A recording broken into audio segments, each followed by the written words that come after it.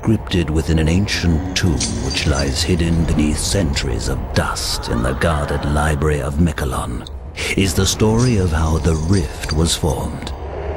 Though most cannot recall a time when the Rift did not divide the Enclave from the Outlands, they were at one time unified. In that time, there were lands which were believed to bear the very essence of magic, for they were lush and prosperous.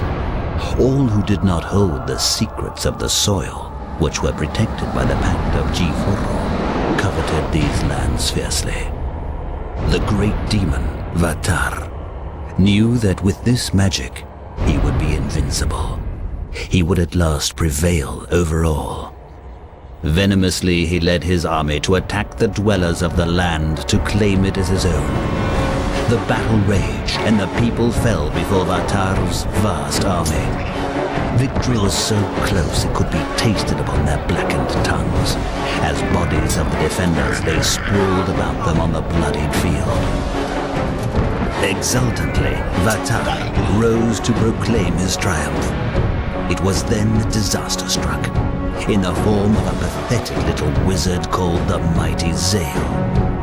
With a roar of anger and anguish, the wizard slapped his staff into the ground. The world trembled and then cracked, parting beneath Drek'Athar's feet. With an outraged scream, the demon lord plummeted to the depths, to be consumed by the earth he sought to rule. A chasm grew from this powerful blast of magic, wide and longer than any could measure. It was too vast to be traversed, thus separating the people who fought against Drek'Athar forever. The devastation on the faces of the defenders was a small consolation to the Drek'Athar as they retreated to pray for Drek'Athar's return. It is said that time heals wounds, and perhaps it is true, for in the centuries after the land was torn asunder, it appeared that magic began to knit them back together.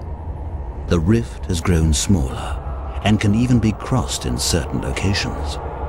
Drek'Athar, driven by an age-old lust for the land that should belong to them, are now raising their hordes, building siege weapons, and preparing for the day when they may take their revenge and possession of the magic lands. On the other side of the rift, the people of Selenheim are strengthening their defenses.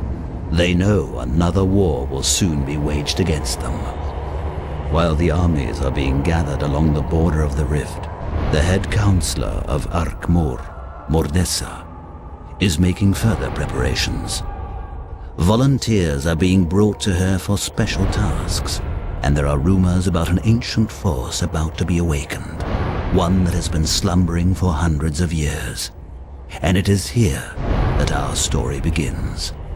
Violently shaken from their sleep, the Chosen are taken by hooded figures to an unknown fate.